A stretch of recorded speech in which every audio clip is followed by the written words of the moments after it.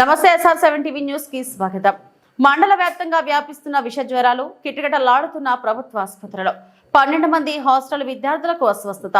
భద్రాద్రి కొత్తగూడెం జిల్లా చర్ల మండలంలోని విజృంభిస్తున్న విష జ్వరాలు మొగల్పల్లి, కొత్తూరు, లెనిన్ కాలనీ, చర్ల, లింగాలపాడు, లక్ష్మీ కాలనీ వంటి పలు గ్రామాల్లో ప్రజలు విష జ్వరాలు బారిన పడి అవస్థలు పడుతున్నారు. వనవాసి కళ్యాణ పరిషత్ వసతి గృహం విద్యార్థులు సుమారు 12 మంది మధ్యాహ్నం ఒక్కసారిగా అస్వస్థతకు గురయ్యారు.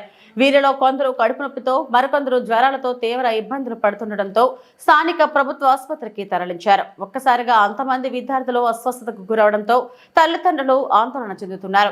వాతావరణంలో మార్పుల వల్ల అధిక శాతం viral fever, dengue, typhoid, malaria వంటి లక్షణాలు కనిపిస్తున్నాయని వైద్యులు చెప్పుకొచ్చారు. వాతావరణంలో మార్పులు సంభవించినప్పటికీ కాంగ్రెస్ ప్రభుత్వం ఇంతవరకు గ్రామాల్లో గ్రామ పంచాయతీ పారిశుద్ధ్యం లోపించడం, దోమల మందు పిచికారీ చేయించకపోవడంతో, బ్లీచింగ్ వాడకపోవడం ప్రజలు జ్వరాల బారిన పడుతున్నారు. తక్షణమే ఉన్నతాధికారులు చర్యలు తీసుకోవాల్సిందిగా మండల ప్రజలు కోరుతున్నారు. Reporting by SR7 TV news reporter Tursa చంటి.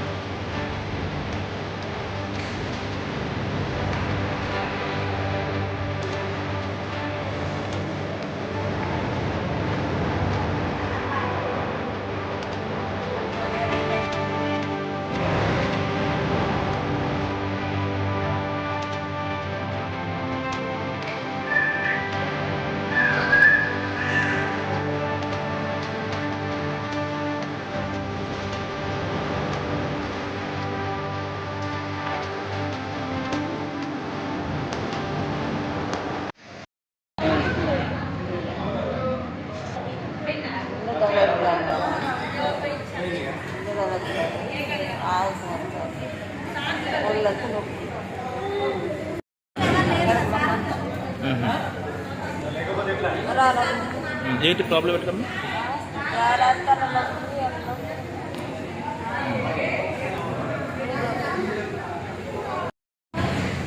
ఈరోజే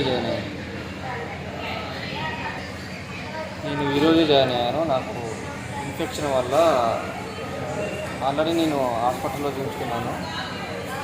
నీరజ్ హాస్పిటల్లో, ప్రైవేట్ హాస్పిటల్లో 4 వేలు పట్టుకునేది చూపించుకున్నాను. కానీ అక్కడ మందులు అయిపోయాయి, వాళ్ళు ఇచ్చిన మెడిసిన్స్. మళ్ళీ 4 వేలు పట్టుకుంటామనంటే చూసుకోవడానికి అమౌంట్ లేక మళ్ళీ ఇక్కడికి వచ్చాను. ఇక్కడ టెస్ట్ చేయించుకుంటే ఫీవర్ లేదంటున్నారు. ఫీవర్ వస్తుందంటే టాబ్లెట్ ఒకటి ఇచ్చారు. నీరసం ఉందంటే గ్లూకోజ్ ఒకటి పెట్టారు. ఇది ఇక్కడ పరిస్థితి. కానీ ఇక్కడ మొత్తానికి ఇప్పటికీ నాది మొగల్పల్లి, కొత్తూరు. నా పేరు వచ్చేసి మచ్చకృష్ణ.